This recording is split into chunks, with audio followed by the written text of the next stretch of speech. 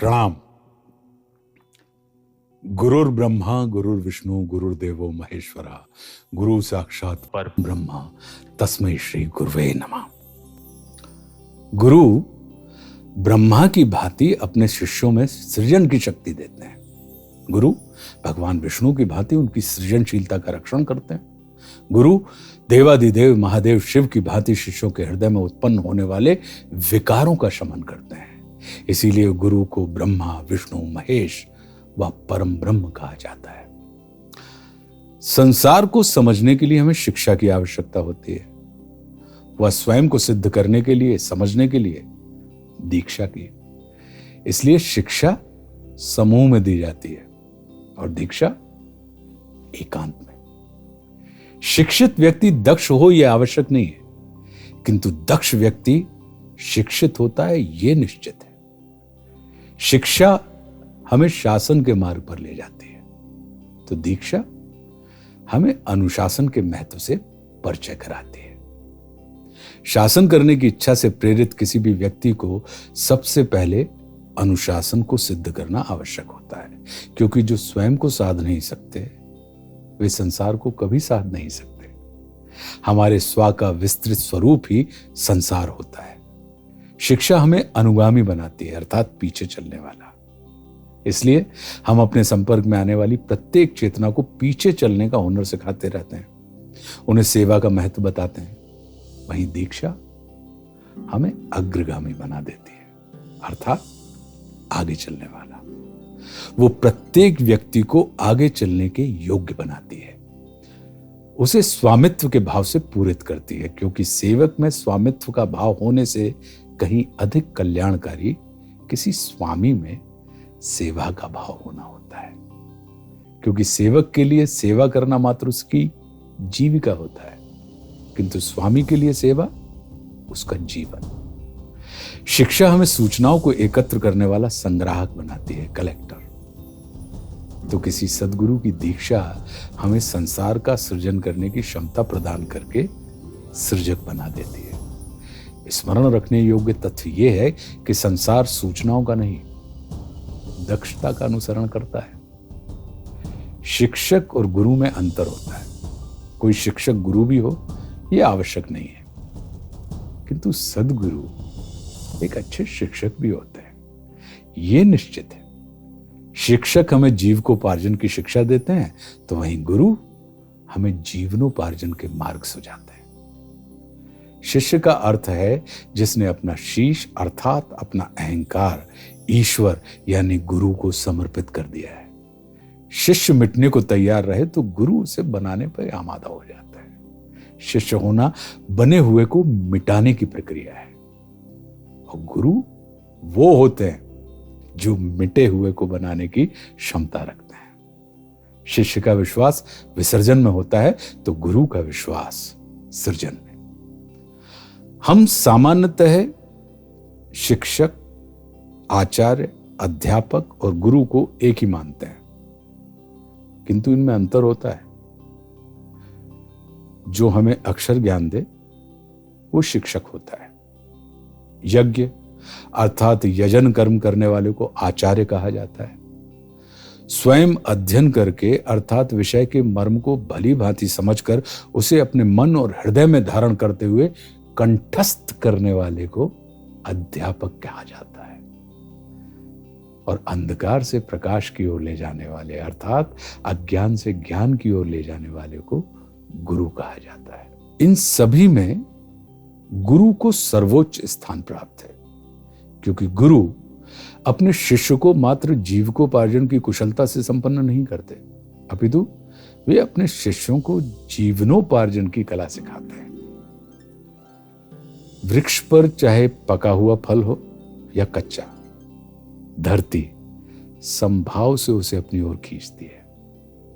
इस संभाव के कारण उसके इस बल को गुरुत्वाकर्षण बल कहा जाता है। सद्गुरु धरती के गुरुत्वाकर्षण बल के जैसे होते हैं। सूर्य अपना प्रकाश देते समय यह नहीं सोचता कि व्यक्ति पात्र है या कुपात्र, पुण्यात्मा है या पापात्मा।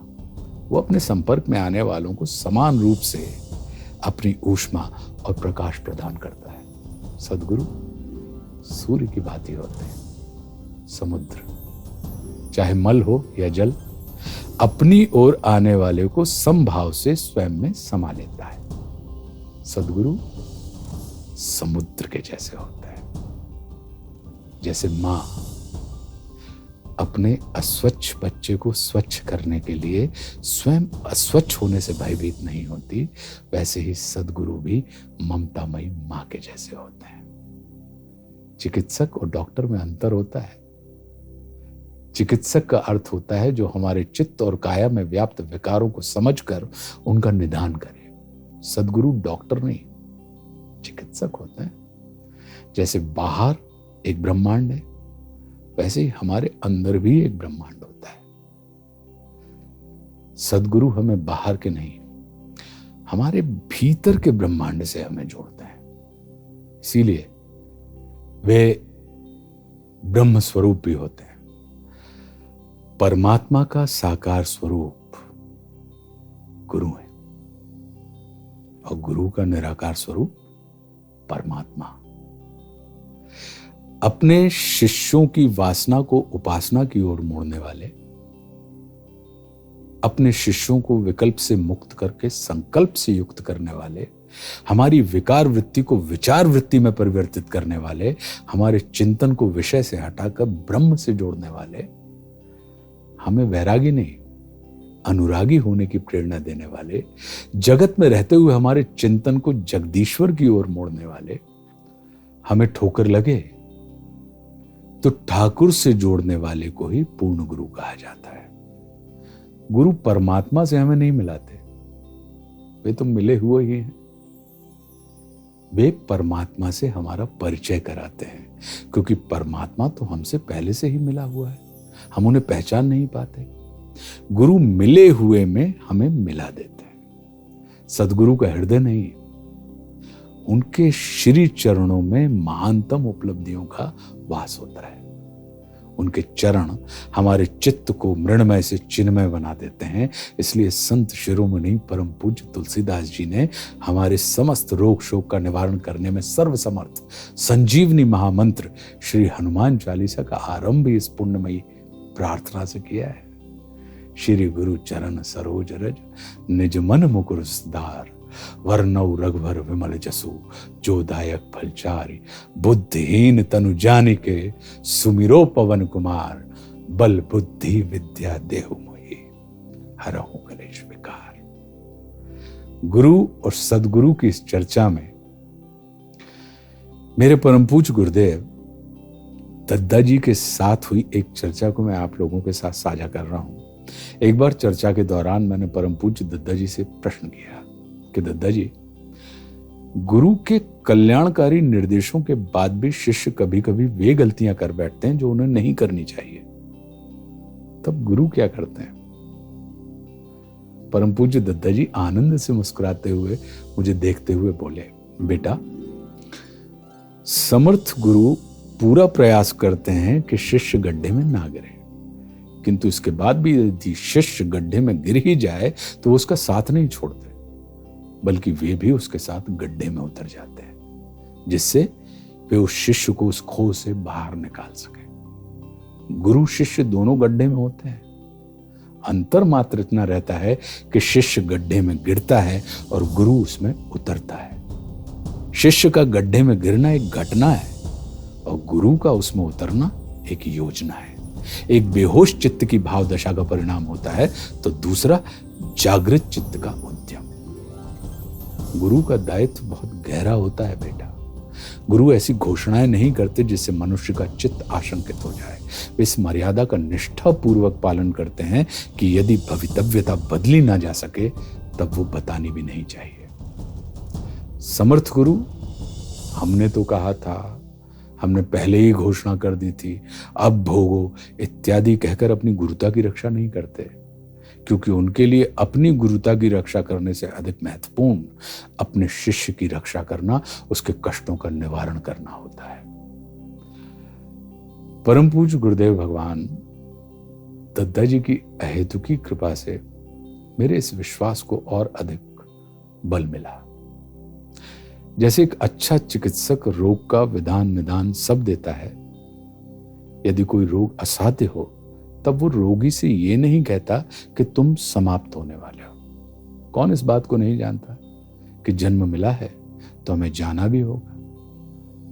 मृत्यु जब होनी है तब होगी, लेकिन उसकी घोषणा अभी से करके लोगों के बचे हुए जीवन को भययुक्त कर देना बुद्धिमानी नहीं है। वैसे ही गुरु भी अपने स्नेहियों को आशंकित नहीं, निशंक करते हैं। अपने शिष्य को भययुक्त नहीं, भयमुक्त करते हैं। वे जीवन के प्रति अविश्वास नहीं, विश्वास के भाव का संचार करते हैं। वे समस्या के उल्लेख में नहीं, उसके उन्मूलन के लिए उद्यम करते हैं।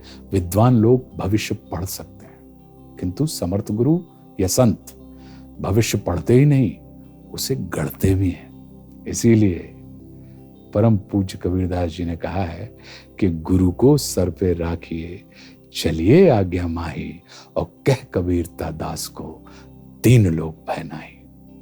अपने परम पूज्य गुरुदेव दद्दा जी व संसार के सभी संतों सद्गुरुओं के श्री चरणों में दंडवत प्रणाम करते हुए मैं हम सब के मंगल की कामना करता हूं। और अगले वीडियो में मैं आपको गुरु कृपा से संबंधित एक अत्यंत रोचक कहानी सुनाऊंगा। प्रतीक्षा कीजिएगा। शुभम भवतु।